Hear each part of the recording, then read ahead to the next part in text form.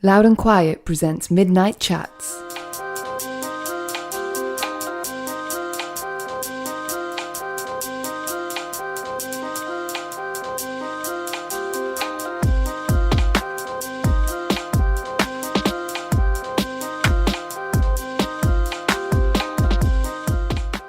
There's a few reasons I wanted the guest we have on this episode of Midnight Chats to come on. The first and most obvious one was that we're fans of Julien Baker and we're fans of her music. The second one was that last year I was lucky enough to travel around the southern states of America, taking in places like New Orleans, Austin, Nashville, Clarksdale and Memphis. Beforehand, my preconceptions of Memphis were dominated by the city's well-known cultural landmarks, so Graceland, obviously, B.B. King's Blues Club on Beale Street, Sun Studio, but also Memphis has played such an important part in US history as well. From a personal point of view, I was fascinated to get to talk to someone from Memphis to find out what the reality of growing up there away from that stuff is actually like. But also staying on preconceptions, as someone who counts famous introverts like Elliott Smith among her major influences, and often gets described as a singer-songwriter writing very personal material. Going into this conversation, I thought Julien might be quite softly spoken, possibly even a bit shy, but as you're about to hear, that's not the case at all. She's eloquent, polite, honest, but there's also a real fiery passion and determination about her personality, her character, particularly on subjects that she really cares about. It left me thinking that there will definitely be people listening to this who knowingly or unknowingly have an idea in their mind, a perception of what they think people are like from that part of the world, from the southern states of America. And I think the way that Julien talks about it, being a young, gay, Christian songwriter who is into hardcore punk as much as she is a band like Death Cab for Cutie, serves as a reminder that we can't generalise what a place is like from the headlines we read or the cliches that get recycled. It's rarely the complete picture of a place. Anyway, this was recorded just over a week ago. Julien came into our office here at Loud and Quiet in East London. It was the first stop on what was going to be a tour of Europe, doing interviews about her new album, Turn Out the Lights, out later this month. Only a couple of years ago, she recorded her debut album, Sprained Ankle, and assumed that the audience for it would be basically her Facebook friends, so she's come a long way from those days. Just finally, I should remind you, if you like our podcast, please do subscribe. That means you'll get every new episode of Midnight Chats published every fortnight on a Thursday at midnight. But on with the conversation. This is Midnight Chats, episode 34 with Julien Baker.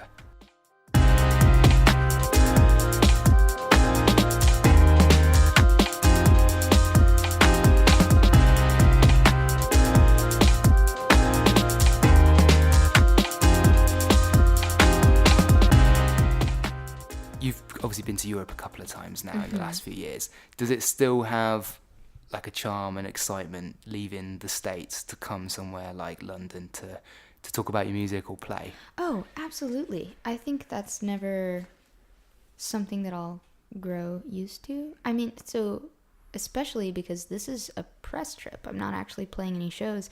And so it's almost more astounding that people care enough to talk to me about my music, that there's an entire trip to Europe dedicated to just talking about the record that I've made, not performing or giving anything extra, which would be the crux of my occupation, as it were. And I hope it's never like lost on me. I don't think it ever will be. I don't think I have that kind of disposition. Is this like the day one? This is day one. Not day one of press, because I've done a couple of phone interviews and stuff around this record. That's one thing that's really different about, I can already tell, the life, quote unquote, or whatever, of this record, is that when 6131 picked up and re-released Sprained Ankle, and then we started working with a publicist, it was sort of after the fact. The record had already been released. There was no anticipatory element, and so everything that came was a surprise, as it always is. I'm always surprised that, the music is still relevant, or, you know, grateful and taken aback that people care enough about my music to talk to me about it. But this time there are interviews leading up to the release of the record, and kind of building the anticipation for me of, like, I hope that when this body of work is released that it'll be well received. Do you have any idea what you're going to feel like after talking about yourself for the next 5 days? Oh my gosh. I don't want to use the term exhausting, because I feel like that might accidentally convey boredom, or which is not the case. Like, I am continuously aware of how blessed and fortunate I am that this gets to be my job, but I do try to give myself adequate perspective to my art. Like, this trip entails a lot of discussion of me, and so the challenge is finding ways to turn the conversation not completely away from the record, but to find ways to situate the art that I make inside the larger context of the art that I like, the art that I admire, the things that I think are socially relevant and pertinent, so that it does not become a sort of self-aggrandizing exercise. Not in a, like, holier than thou way, but just in a way that I feel like I would not be serving the record itself even well if I just talked about me and tried to perform these activities or interviews with only, like, accreditation or recognition in mind. I think that's not why I want to do interviews.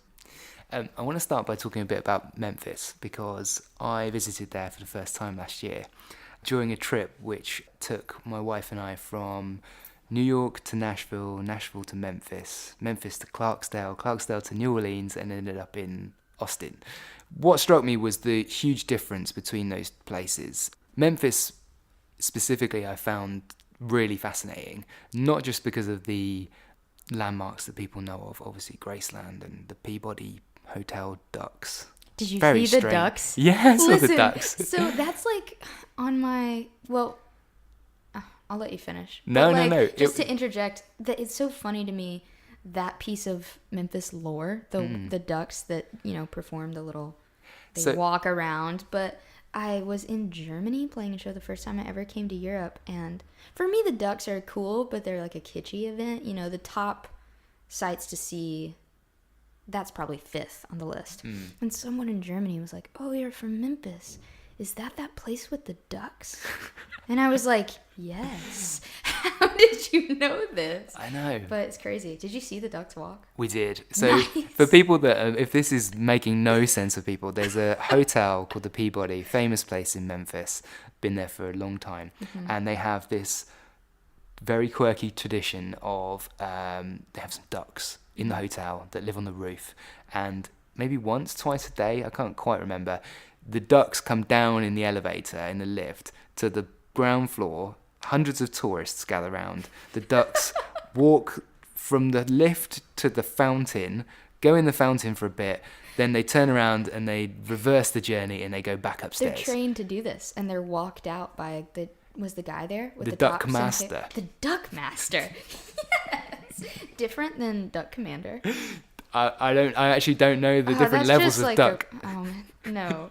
Duck. I'm pretty sure Duck Commander is like a Bass Pro Shop, like, hunting thing. Oh, okay. But then there's Duck Master. So it's done in this big ceremonial way. So the Duck Master does a bit of a speech and talks about the history of the Peabody. Then the ducks, as if they're walking, they actually walk on a red carpet. So celebrity ducks. Ducks. They make their way over to the fountain. Everybody applauds. It's such a surreal thing. Like, I must admit, I came away thinking, okay, like, did I enjoy that? I mean, I enjoyed the spectacle of it. I was about to say, the spectacle.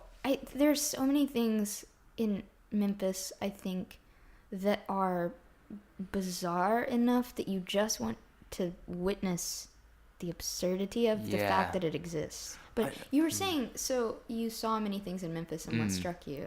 Yeah, so there was, so obviously when people think of Memphis, they think Graceland, they think of maybe the Peabody Hotel. Maybe you've only just learned about that, but maybe you want to go and check that out. Then obviously Beale Street and B.B. King's Blues Club, and maybe if you're more into your music, then like Sun Studio, places like that. But it's a city that's really characterized by its huge kind of historic landmarks, those places. What was the actual reality like of growing up in that city? I think there's a duality to the city, but that those elements of the past, while they seem like kind of static fixtures of history, play into the locals' conception of the city, right? So I had never been to Graceland ever, you know, like growing up, I never went a single time. There's this thing called Graceland 2, which is just a small sidebar.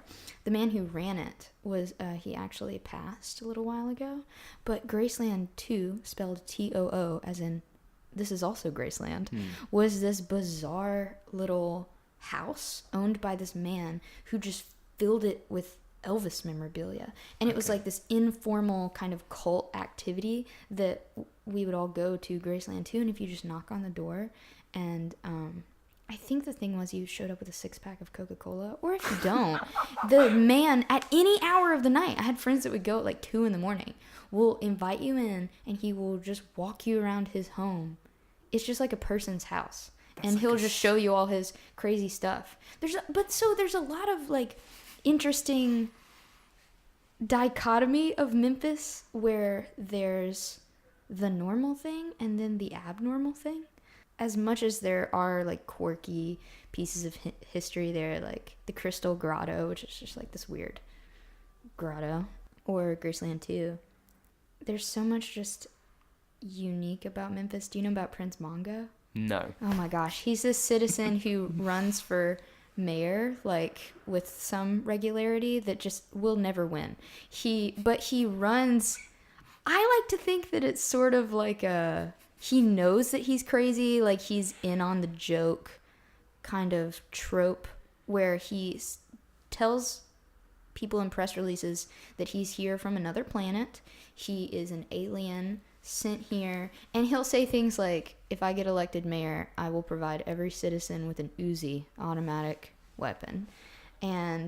But also there's things like there was a painting ordinance passed about like your house can't be certain colors, and he had a party where everyone brought paint and threw it at his house and made just this bizarre, but stuff like that happens in Memphis that seems like this bizarre like Garcia Marquez like magical unreal story, and it is 100% real. And I think that this is gonna sound cheesy or ironic, but there's something, maybe I won't use the word magical, like mystic about Memphis that is lacking in some other cities that have a little bit more commerce. Like I think that there are other cities in Tennessee or just around the South that have amazing art scenes and a lot of music and commerce, but in Memphis it's just small enough to be familial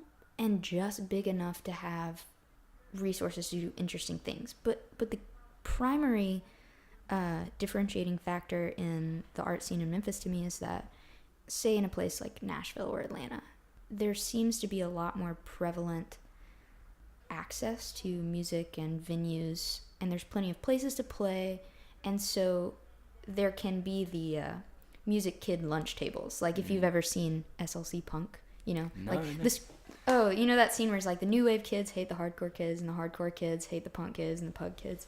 But so it's like, you know, there's like the screamo house scene, and then maybe the EDM scene, and then the pop scene and the country scene. And because of the surplus of resources, those people may exist within their esoteric sphere. But in Memphis, it's getting revitalized, but only as a result of people saying, we desperately need places to play. We need a mid-cap venue. We don't have a lot of outlets. And so all of these different genres and types of artists are forced to, by necessity, work in like a cohesive unit. I feel that the scene there is not very competitive. It has to be collaborative, because if it's not collaborative, no one will benefit from it. And so that's the way I always grew up conceptualizing music. You know, we would play house shows or shows at art spaces where we'd play an indie rock set, and then we'd be opening for like a black metal band, and then there would also be a band on that show that sounded like just alt country. And that kind of diversity but mutual support, I think, showed me how necessary it is to gain perspective and insight from other people in the worlds they live in. But there's also just a lot of love, like people that see the disparity between what we wish we could have resource-wise in Memphis and what we actually have. And I just think that everybody putting so much of themselves into this basket of something we can all have together is, intrinsically Memphis. Before I ask you a little bit more about that, going back to the guy that runs for mayor, remind me of his name? Mungo? No. Oh, Mongo, Prince Mongo. Prince Mongo. Yeah. Have you heard of the monster raving Loony party? No. Okay, so in the UK we have our major political parties, but alongside that there are other kind of small political parties, one of which is called the Monster Raving Loony Party. And as you were talking about him just there, that reminded me of that. And these are people that generally run in elections, run for office, but in a kind of, will often have fairly kind of daft policies, and also maybe wear fancy dress and things like that. Yeah. So, for example, you might see some election footage of somebody being, you'd be watching an politician wearing a suit, celebrating their victory, and behind them there'll be a woman dressed as a tomato. Or when Theresa May got back in during the general election, the most recent one, there was a guy sort of dressed, I can't remember what his second, Lord Buckethead his name was, and he had a huge bucket on his head. He actually went and appeared on some US like talk shows after the event, because the internet went absolutely bonkers over this guy that turned up with a bucket on his head. And it just, hearing you talk about this guy reminds me of that, the kind of how even the most like serious of processes can be kind of, they sprinkle a little bit of just surreal humor or madness or whatever. Yeah, and I'd love to think that it is a humor and sort of a commentary on the system itself, that it's a farce intended to show the absurdity of the rest of the process, almost like Modest Proposal style, like they don't actually mean this. But I think in some cases, I don't know, man, Prince Mongo might actually mean it. He might actually believe that everybody would be better off on planet Zorp or whatever, With Memphis, like you discussed it there, like how the city's evolving. What does a person from Memphis call themselves? Are they a Memphian? A Memphian. A Memphian. Sounds cool, right? Yeah. What do Memphians think of the development and the regeneration or just new generation of other kind of comparable cities? So somewhere like Nashville. So when I travelled from Nashville to Memphis, it seemed like there was a big difference, because when you stood on the kind of hill looking down into downtown Nashville, it's just cranes. All you can see is this development work happening. They can't seemingly be building flats or whatever it is, apartments, quick enough. I liked Nashville, but it felt very modern compared to somewhere like Memphis, where Memphis felt like it had you got a real sense of history of the place, possibly a little bit more, I don't know if the word is real, but Memphis just felt like it had more character. How do Memphians feel about the development they see in the other big cities around them? And does it have, I mean, you mentioned it there, that the development of Memphis seems to be coming from within rather than external. Is that fair to say? Yeah, okay. I think that would be fair to say. That's a good way to put it. That also, I don't want to relish and enjoy that you said Memphis seems more real than Nashville. So I've lived in both places. I moved from Memphis to around Nashville to go to school, and then I moved back home when I started touring, and now I've moved back up to live closer to my partner. And I enjoy both cities, honestly. Tennessee natives, I think, will come to each other's rescue, but there's an interesting sibling rivalry between Nashville and Memphis. And I find that, first of all, Nashville it's something like tripled in size in the last 5 years. People that have lived there for a long time always comment upon how the city is just unrecognizable from 5, even 10 years ago. And I haven't lived long enough there to be able to compare.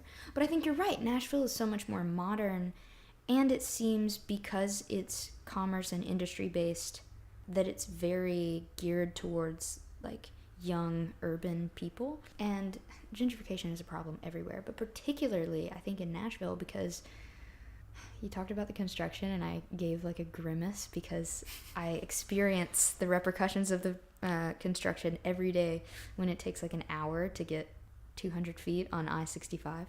But all these flats are being built, and I know in my heart like all these flats are going to be built for the innumerous transplants, and then rent will not go down. Like, supply will increase, but demand is just going to keep increasing, and so the housing will not become more affordable, which makes me a little sad. And I think, it's largely because a lot of industries, particularly in music, like I heard that the big three are like moving to be more present there in Nashville, and there's just a lot of like music and like big music industry, like major label stuff going on there, that I think draws more people to relocate there, since it's not quite a New York or LA yet. And Memphis, I think there's a little bit of bitterness because we feel neglected. We feel like we're, a decent size, like major city, and yet everything seems to come to Nashville. When people move, visit, open businesses, it goes to Nashville. And Memphis gets forgotten. And so, like I was saying earlier, with having less resources at our disposal as a city, I think everyone there in Memphis that doesn't leave comes to the realization that if something is going to happen, it has to happen utilizing just what we have. And so people in Memphis, I think, have this attitude that's very defensive and proud of, like we have the Grizzlies there, and their motto is grit and grind, because I think that... Is that the football team? Oh, no. No, the basketball. ice hockey. I could have chosen okay. from like Nashville 3 Predators, things and got it wrong there. The Predators are a hockey team in Nashville, and that's gotten really popular, but the Grizzlies are a basketball team, and their motto is grit and grind. I think a lot of people in Memphis identify with that idea of, like, there's no one that is going to, or maybe there's not no one, but there's less people coming into Memphis externally, pouring investment in. And so I think that, who said, like, necessity is the mother of invention. Like, having less to work with makes people more motivated to create something wholly and new, or with whatever they have. And sometimes that can be a blessing in, like, the way you craft things, or the way that things come about as a musical community or growing organically, is a little bit more stable and more unique, because it's not being constructed from an outsider's point of view of what's going to be theoretically lucrative and successful. It's just how things are happening naturally that's most advantageous for the city. I mean, we already talked a little bit about those places that people know Memphis for, but presumably as a teenager writing your first songs or whatever, you weren't hanging out at Sun Studio. You were kind of in your own neighborhood. Right. So what were the places that were there for you? Tell us a bit about the places that you were hanging out. Well, one of the places that I feel like was really significant in my musical history was the skate park. Okay. The skate park of Memphis is not there anymore. It got shut down. There's this whole thing about, like, some kid went in there and didn't sign a waiver or something, and then he got his thumb ripped off on the ramp and sued the skate park for a significant amount of money, and then got $40,000 tattooed on the missing thumb, which we all thought was very Memphis and very tasteless. But I don't know how true that is. That's just like the myth. That's the myth. Which I think is like just fun. But when I was 12, 13, 14, I used to go see hardcore bands, and people play at the skate park. And the skate park used to be booked by this organization in Memphis called Smith 7. And there's a whole bunch of local bands there it was a real culty thing, but that had this unusual level of success because there would be local bands like, $7 Socks or Wicker, whomever, nights like these that would play and to hundreds of people. And because the skate park was a venue where nationally successful but still esoteric kind of hardcore bands would come, like it was a good middle rung. Then after that shut down, they started having shows at the house, and it was interesting because it was still just this house, but the kind of recognition in the city that Smith 7 still had. I saw Citizen Turnover, Daylight, Bear vs. Shark played there, which are all kind of particular to a certain kind of, musical taste. But that was cool too, because the first time I ever went to a house show proper, a house show where you're not a 12-year-old that doesn't quite understand how house shows are, and you're like, there's a chip and dip platter at a punk show, right? Like, no, don't do that. Where's the guacamole? That was me. We had a show, me and my drummer Matt, when I was in middle school, and I was like, my mom made tacos. That's not how it's supposed to work. But I went to a proper house show for the first time at this place, and it was just wild to see these kids screaming into a microphone, and they're not the way that I had imagined artists being. They were people, they were my friends, I went to high school with them, and yet everybody knew the words to their songs. And what's more, it's like they were on a living room floor. Even at the skate park, there's a raised stage, and so it kind of perpetuates that separation between performer and audience. You have your roles, and there's a stratification that's apparent there. And I would go see these bands, to where maybe they're not playing the FedEx Forum, but to me, Under Oath or whoever is the idols of my world, and they're separate from me, and they're inaccessible and untouchable. And then that's completely destroyed when you go see a house show, and all of a sudden, I remember they played this Manchester Orchestra cover, and everybody grabbed the mic and was standing around in a circle, just singing into one SM58 that was being held out. And it was bizarrely like a revival, like a hymn sing, just where nobody in particular is leading. Everybody just decides this is the song we're going to play. People from the crowd were getting on the instruments, and there was no clear organization. Also, nobody was drinking or doing anything, which I've been to house shows where that's not the case, and that's fine. But it blew my mind even more that there was no substance that was instrumental in this behavior. It just, people needed to scream and get their feelings out and have their friends recognize their thing. And then those are where I played some of the best shows I ever played. Imagine being 14 years old and having someone stick a microphone in front of you and a room full of people say, your voice is important, and what that does for your validation and your musical confidence and your self-concept, and for them to say, you don't have to be destructive to be a part of an aggressive music scene. You can make punk music that's just about your friends and getting through the challenges that you face. And I don't know, I think that really informed how I still regard music and the live experience as an exchange rather than a theatrical spectacle. Skipping forward, the music you make now, you've performed with the likes of Paramore last month, you have shared bills with hardcore bands still. So do you think those formative experiences of playing those shows mean that it's given you a certain level of confidence to go and play to audiences that are varied? There are two components to how I want to answer that question, which I apologize for being so verbose. But it's yes and no. Some of the best experiences I've had have been playing for crowds that do not seem like they would readily consume my music, but it's also dispelled, back when I was in the Starkillers, and we made music that was somewhere between, I don't know, Sunny Day Real Estate meets Circa Survive and also Wilco. Like, we had a lot of interest, you know? But we would open for serious, like, punks who actually had grown up, you know, 10 years before us and had way more quote-unquote cred than we did, or, you know, bands that were actual metal bands. And I think these bands are gonna hate us, and they're gonna be like, get off the stage, who put you on this show? And I remember one of the best experiences I ever had playing was this band called Run Forever from Pittsburgh, and they were like, oh, we love you guys. And I was like, really? Because you guys are so cool.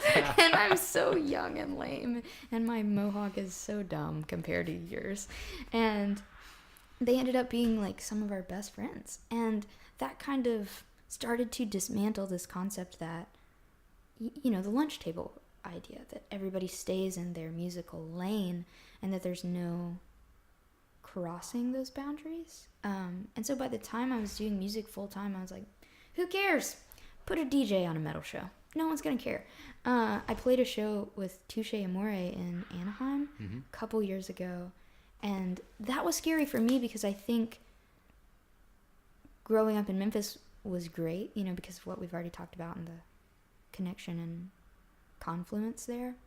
But I realize now, having toured and done DIY tours that, you know, I booked in places I wasn't aware of the vibe, I was a little spoiled. Right. People are more sectarian in some places, and that's because they want a safe space where they feel like they're going to get what they're expecting, and that's fine. But so I was like, I don't know how the scene is here compared to where I'm from. I played my set. It was really quiet, and I thought everyone was bored. And then I went back and sat down at merch, waiting for Touche to go on. And this guy, this huge muscular guy in like a snapback and like a ripped off band tee, came up and said, great set. And I was like, oh, thank you. You're 6 feet tall. Like, I was afraid everyone would be bored. And he said, nah, dude. Honesty transcends genres. And that is one of my favorite pull quotes from any show I've ever played. I was like, I did not expect to have this wisdom dropped on me at a Touche show in Anaheim, California by a dude wearing a Harm's Way snapback. Like, I just did not. And it was cool. Like, those things make me so happy and remind me that the core necessity, the thing that people cling to in that music that I did, is its passion and its brutal expression. And I think as long as there's that honesty and vulnerability, that's what people really cling to, you know? I mean, there are certain people that just want to hear an awesome breakdown and do like a scissor kick, and that's me sometimes. But I think people are a lot more willing to give things a chance now. I don't know, I like that. I like playing varied shows. What effect did it have on the way you write songs, knowing that there was an audience waiting to hear your music this time round?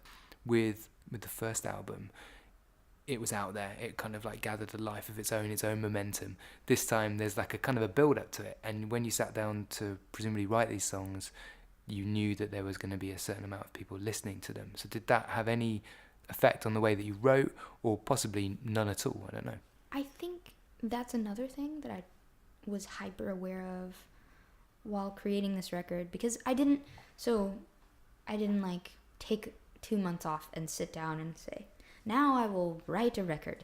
I just accrued these songs as voice memos in various levels of completion, you know, during the tours that I've been on virtually since Spring Ankle has been released. And then I had some time last fall to kind of demo them out.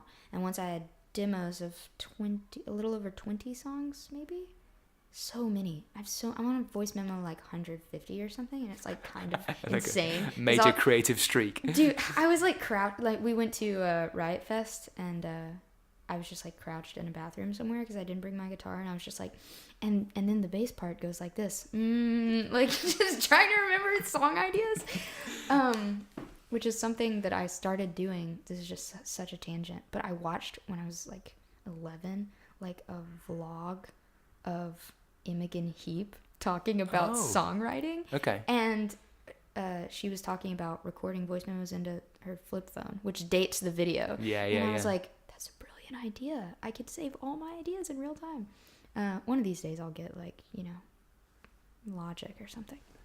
But so I would think for, possibly months about, is this the best, most refined, final iteration of the song? And I had so much more time to consider it, as well as, I know that I have the investment of a listenership, and the support of a label, and I have these tools at my disposal, and it made me want to do the best thing, make the most ideal art. Not make the art that everyone else would think was most ideal, but take the songs that I wrote and do my very best to make them the highest versions of themselves, so that, these people, the listeners who have given me their time and who have valued my music and enabled me to live this life, would feel when I released another record that the record was worth the $20 they spend at a show, was worth what they pay for a CD, because it effectively communicates that I put every part of myself and all of my energy into this music. I just don't want to give out something that's, subpar, not as in like the subject matter, but just in the execution. And so there was a little bit of pressure to perform for that. And it seems like admitting an awareness like that, of a listenership or an audience, is almost a taboo subject, because there's artists who perpetuate this mentality that you can create art in a vacuum, that you can say, I don't care what anybody else thinks, I make art for myself and myself solely. It is pure self-expression and none can influence me. But I think while that may be true, that's just not how I make art, and I can admit that and be honest about it. Actually, last night I was reading this article thing that Amanda Palmer wrote. Okay, yeah. And I thought she phrased it so well. She's like, people say it's bad to make art for others and that you should only make art for you, but I think I make art for me, for others. And I was like, oh wow, that's what I've been trying to say in lengthy paragraphs put into one sentence. I make art that's pretty much 100% autobiographical, but I want it to be worthful and able to be utilized by others and meaningful to them. And so it's not like I don't construct these songs with no listener in mind. Final couple of questions. Okay. As an artist now who's going to go and have to go and talk to people for the next week about the new record that you've made and yourself, and inevitably be asked about being American and all of the incredibly complicated and entangled issues that face America exactly the same in the UK, like the last couple of years. When you get asked general questions about America and the state of America and kind of being American, is that a difficult thing to really kind of convey because it's so nuanced? It's a bit like when I was in America last year, obviously the news of the UK leaving the European Union was big global news, and the first thing people would say to you if you got into a taxi or met somebody in a cafe was, oh, you guys hate Europe now, right? And you're kind of like, I could spend the next 10 hours talking to you about this and how complicated it is and how the different strands of just how difficult the situation is and all of the factors that shape it. Is it a difficult thing to answer questions about being American and all of the various issues that face the country right now? Oh, man. Well, I'm working on many things as a person and as a citizen.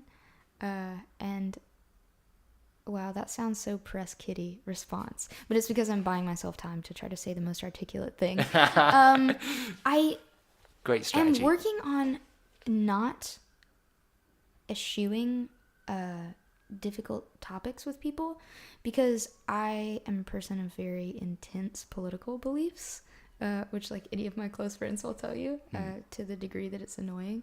But I am also a super diplomatic person by nature, and feel like I don't want to like argue.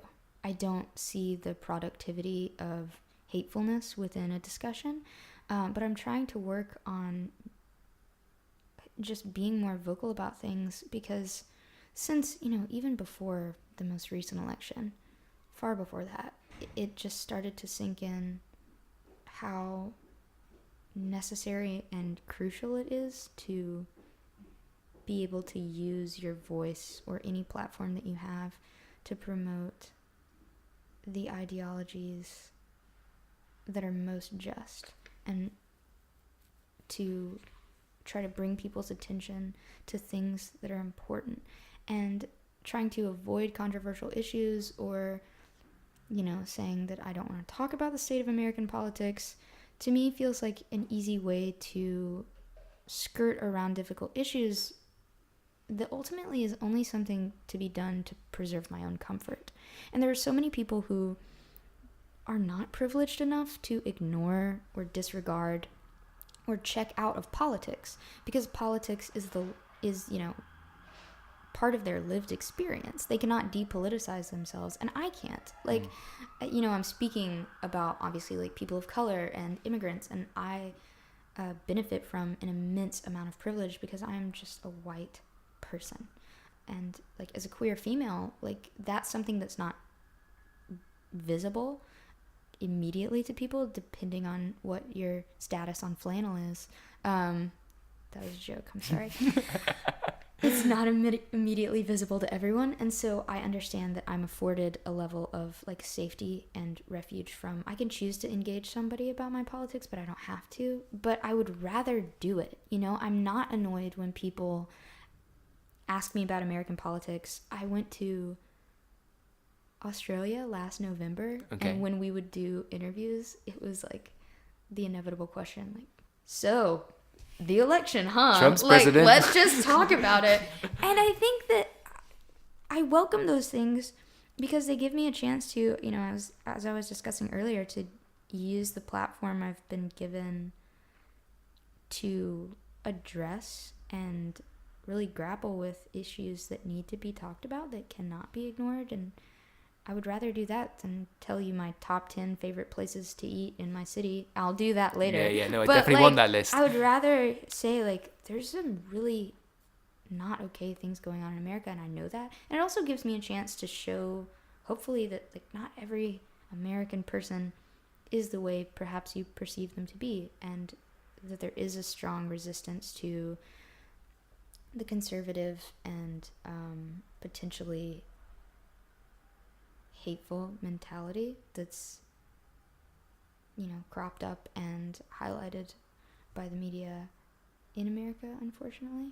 But and that's something that became aware to me like almost instantly on the last record. Like, now that I have a chance to talk about it, Trump was not at that point president, but it still was like sinking into me that one of the best things about any level of recognition is the ability to use these moments as a tool for discourse about things that have, that have to do with more than just Julien Baker and Julien Baker's cool or uncool music. Like, I just try to listen more, talk less, talk about the things that are important as much as I can, and let myself shrink in the conversation so that other things can be brought to light. Hopefully that's what I'll have a chance to do.